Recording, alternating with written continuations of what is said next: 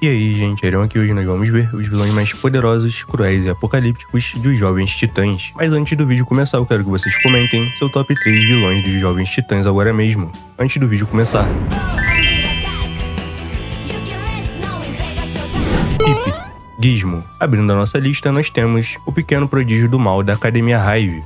Não se deixe enganar pelo seu tamanho e pelas suas piadas infantis. O Chip é um gênio da engenharia reversa e da tecnologia bélica. Ele carrega uma mochila mecânica capaz de projetar asas a jato, pernas de aranhas mecânicas e mísseis guiados e até blasters de plasma, que podem desestabilizar até a armadura do ciborgue. E o grande perigo do Chip não é a força física, mas a sua capacidade de hackear ou corromper qualquer sistema tecnológico em segundos. Ele já tomou controle da própria Torre dos Titãs, transformando o lar dos heróis em uma armadilha mortal. Ele é a prova de que uma mente brilhante e sádica pode causar um estrago colossal. E o detalhe assustador, Chip consegue criar armas de destruição em massa, usando literalmente lixo eletrônico. Se você der 10 minutos e um monte de sucata pra ele, ele constrói um robô gigante capaz de colocar uma cidade inteira de joelhos. Jinx, a bruxa rosa da Hive, traz uma das habilidades mais perigosas e improváveis de todo o universo DC. Ela usa a manipulação das probabilidades, ou simplesmente você pode chamar de azar. Jinx consegue disparar rajadas de energia mística que alteram a sorte ao redor dos seus alvos, fazendo com que as estruturas desabem, armas falhem e o próprio ambiente se volte contra os heróis. Enfrentar Jinx é um pesadelo tático, porque não importa o quão bom seja o plano do Robin, o poder dela faz com que tudo dê errado no último segundo. Ela combina essa magia caótica com uma agilidade acrobática invejável, o que a tornou a líder natural do sexteto da Hive. Antes da sua redenção, e o nível de apelação ao poder da Jinx pode causar falhas catastróficas em nível estrutural. Ela pode quebrar o chão sob os pés do Mutano ou fazer os sistemas do ciborgue entrarem em curto, apenas apontando o dedo e desejando uma sorte. Mamute. Se o Chip é a mente e a Jinx é a magia, o Mamute é a força bruta imparável da Hive. Esse mamute colossal passou por modificações genéticas perigosas que deram a ele uma densidade muscular sobre-humana e uma resistência que desafia as armas convencionais. Ele é o tipo de vilão que não quer conversa, ele apenas quer esmagar. O mamute é forte o suficiente para arrancar prédios do chão, travar batalhas de força pura contra o ciborgue e ainda assim sair vitorioso, além de resistir a rajadas estelares da Estelar, sem nem piscar. Quando ele entra em um estado de fúria, seus socos no chão geram ondas de choque que causam terremotos locais, destruindo até quarteirões inteiros. E o porquê dele ser tão perigoso? Ele é um tanque de guerra biológico. O mamute não sente cansaço e sua pele é tão dura que ataques físicos comuns apenas o deixam irritado. E se ele conseguir encurralar um herói mano a mano, a luta acaba ali. Madame Rogue. Diretamente da Irmandade Negra, a Madame Rogue eleva o nível do perigo para uma escala global. Ela possui uma fisiologia maleável absurda, e permite que ela estique seus membros e comprimentos inacreditáveis. Ela ainda pode mudar sua aparência para se disfarçar de qualquer pessoa e alterar a densidade do seu corpo para se tornar tão dura quanto o aço ou fluida como a água.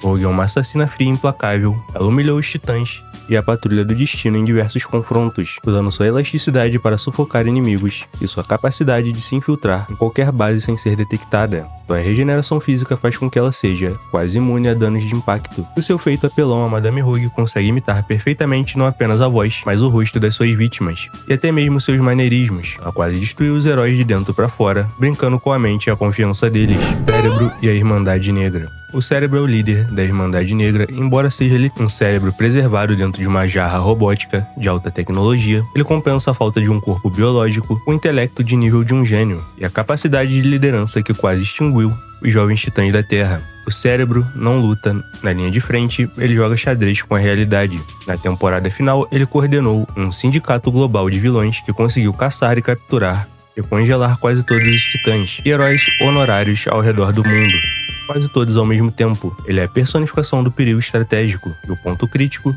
o Cérebro possui defesas cibernéticas quase impenetráveis e pode projetar campos de força e rajadas de energia quânticas através do seu suporte móvel. Mas sua verdadeira arma é o exército global. Ele comanda com precisão matemática. Melchior. E o Melchior chega trazendo o terror da magia antiga proibida. Ele é um mago dragão ancestral que foi aprisionado dentro de um livro místico por séculos. Mesmo preso em formato de ilustrações e palavras, o poder mental e a manipulação mágica de Melchior foram suficientes para enganar e seduzir a Ravenna, a membra mais sombria dos Titãs. Quando ele finalmente conseguiu quebrar o selo e recuperar sua forma original de dragão, o nível de destruição foi avassalador. Melchior domina feitiços das trevas e podem corromper a realidade, conjurar chamas místicas e subjugar heróis poderosos com um único sopro de energia mágica.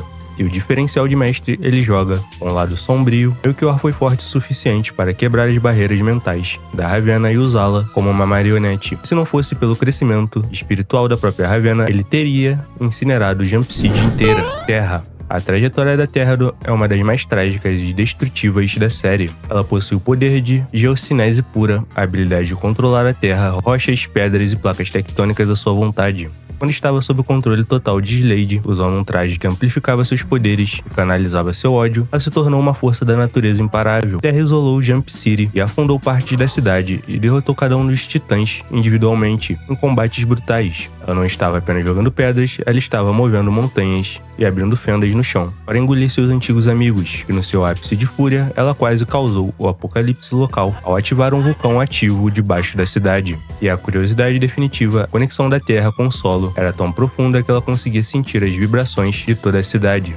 Sua força geológica era tão imensa que o único jeito de parar o vulcão que ela mesma criou foi se sacrificando e se transformando em pedra.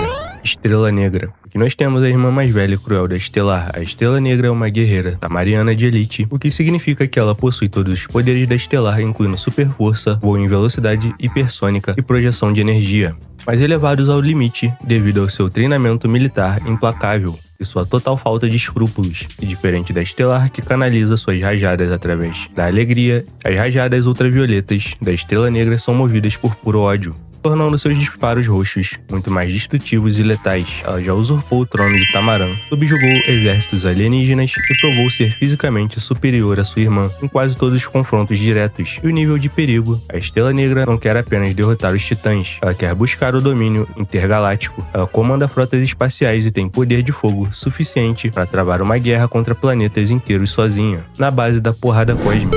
Slade, o arqui-inimigo dos jovens titãs e a mente brilhante e assustadora da série.